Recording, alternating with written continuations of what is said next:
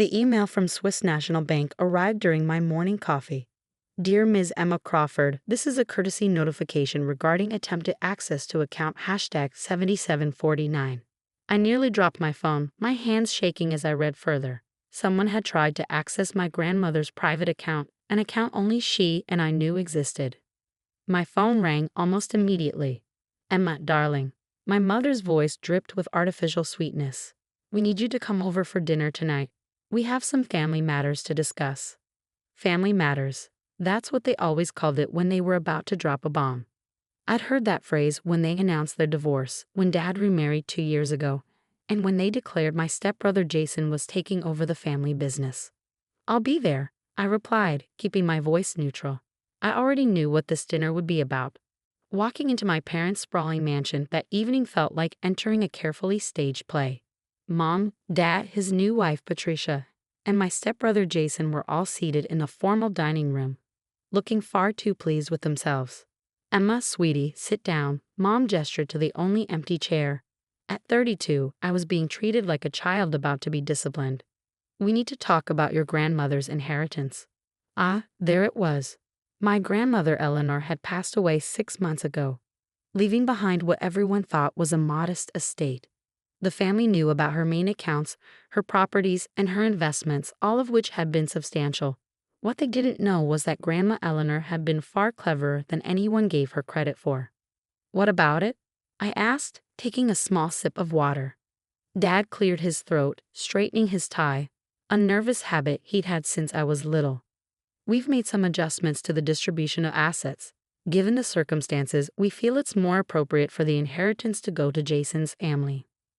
Jason, my 35-year-old stepbrother who'd never worked a day in his life, smirked from across the table. His wife Amanda, clutching their newborn son, nodded approvingly.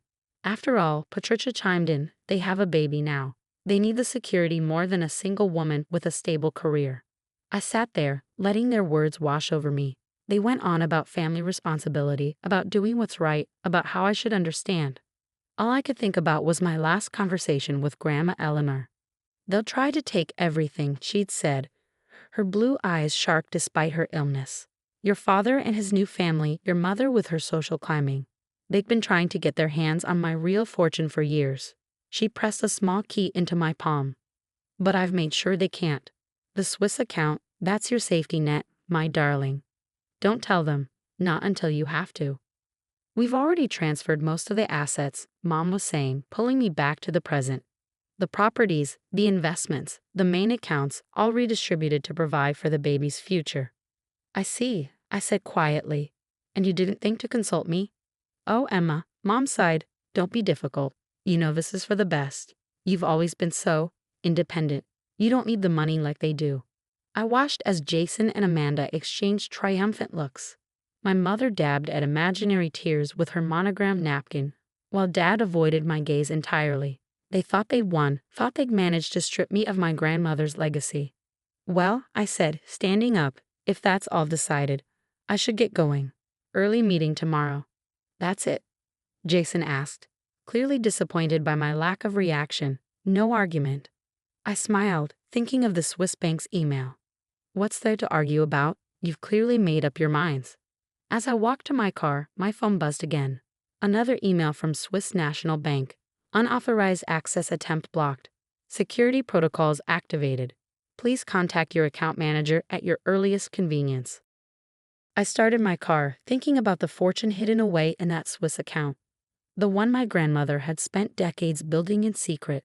The one worth 3 times what my family thought they'd just stolen. Sometimes the best revenge isn't an argument. It's letting people think they've won, right up until the moment they realize they never had a chance. The next morning, I sat in a pristine office of Mr. Weber, the Swiss bank's local representative. The leather chair creaked softly as I shifted, watching him review the security protocols on his computer. Miss Crawford, he said, his accent slight but precise. Your grandmother was quite thorough in her preparations. The attempted access triggered several security measures she put in place. I nodded, thinking of how methodical Grandma Eleanor had always been. What exactly did they try to do? He turned his monitor, showing me a series of documents. They presented forged papers claiming power of attorney, attempting to transfer the accounts to various names, primarily Jason Crawford and Amanda Crawford. Of course they had. I could picture my mother's handwriting on the forgeries, Dad's signature carefully mimicked. They probably spent weeks planning this, thinking they were so clever. The interesting part, Mr. Weber continued, a small smile playing at his lips, is that your grandmother anticipated this exact scenario. She left specific instructions. He pulled out a sealed envelope, the paper thick and expensive. This was to be delivered to you only if someone attempted unauthorized access. My hands trembled slightly as I opened it, recognizing Grandma Eleanor's elegant handwriting. My dearest Emma, if you're reading this, they've finally shown their true colors.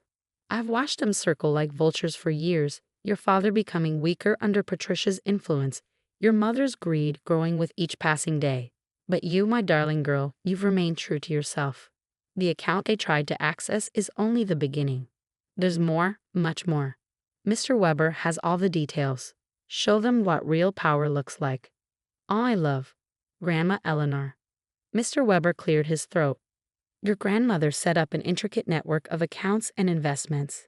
The attempted breach has activated her contingency plan. Would you like to proceed? I thought about last night's dinner, about Jason's smug face, about Patricia's condescending tone. Yes, I said firmly. Show me everything.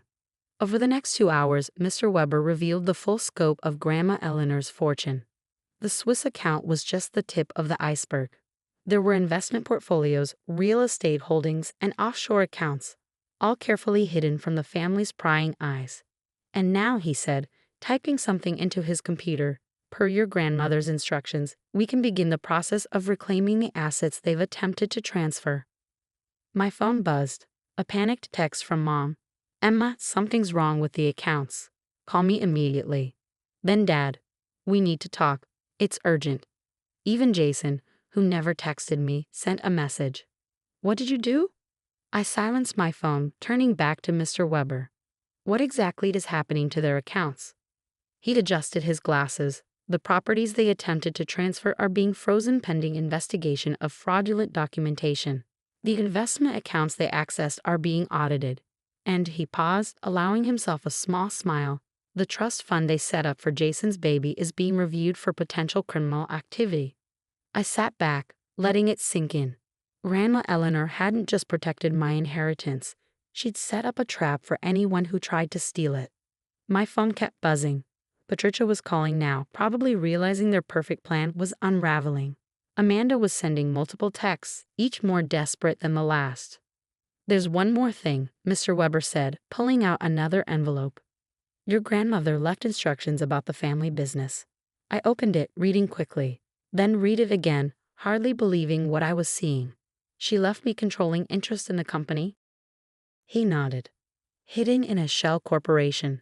The paperwork is ironclad. Your father only thought he had transferred control to Jason. In reality, he never had the authority to do so. I stood by the window, watching the city below. All those years of being underestimated, of being told I was too independent, too focused on my career, not family-oriented enough, and all along, Grandma Eleanor had been watching, planning, preparing. What would you like to do next, Miss Crawford? Mr. Weber asked. I turned back to him, my decision made. Begin the process. All of it. And Mr. Weber, please make sure every transaction is completely transparent. I want them to see exactly what's happening. As I left his office, my phone buzzed one final time. A text from my mother. Please, Emma, we can explain everything. Don't do this to your family. I thought about family, about what that word really meant. About Grandma Eleanor, who'd seen through their facades and planned accordingly. About the way they tried to take everything from me, thinking I wouldn't fight back. Sorry, I typed back. But you should have thought about family before you tried to steal mine. 3 weeks later, I sat in what used to be my father's office at Crawford Industries, reviewing the final documentation of the company's restructuring. The view from the top floor hadn't changed, but everything else had. My phone lit up with a message from Mr. Weber. All transfers complete. Legal proceedings initiated. Would you like to proceed with the family meeting? Yes, I replied. Send them up. I heard them before I saw them. Mom's heels clicking frantically on the marble floor, Dad's heavy footsteps, Patricia's shrill voice carrying through the hallway. The security team, newly hired, opened the door to let them in. They looked different now. Gone was the smugness, replaced by barely concealed panic. Jason's designer suit was wrinkled. Amanda's perfect makeup couldn't hide her sleepless nights, and Patricia's collected demeanor had cracked completely. Emma, Mom started, stepping forward. You'd have to stop this madness. We're your family. I gestured to the chairs arranged before the desk. Please sit down. We have a lot to discuss. Discuss? Patricia scoffed. You've frozen our accounts. The house, the cars, everything's being investigated. Jason can't even access his credit cards. I opened the leather portfolio on my desk, removing several documents. Actually, you mean my house, my cars, and my company's credit cards. Let's talk about fraud, shall we? Dad shifted uncomfortably. Now, sweetheart, we can explain. The forged power of attorney documents, I interrupted. The falsified transfer papers, or perhaps the backdated company ownership documents you tried to create for Jason.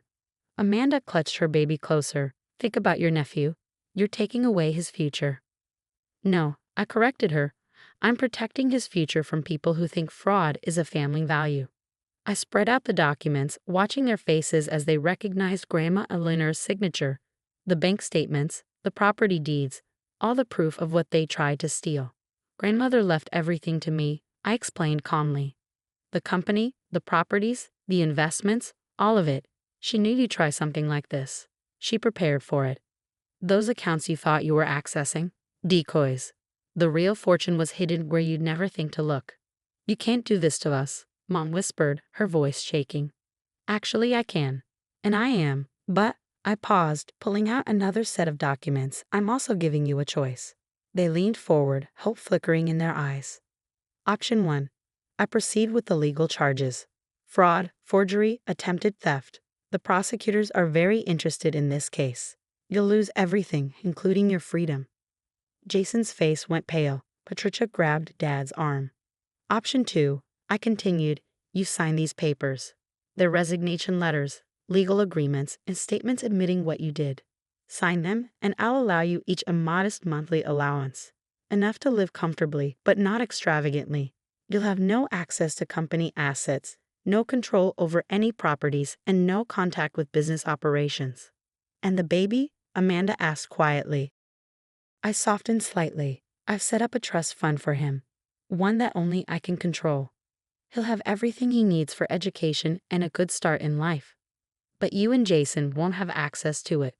They huddled together, whispering frantically. I watched them, remembering all the family dinners where they'd plotted against me, all the times they dismissed my achievements, all the ways they tried to manipulate Grandma Eleanor's legacy.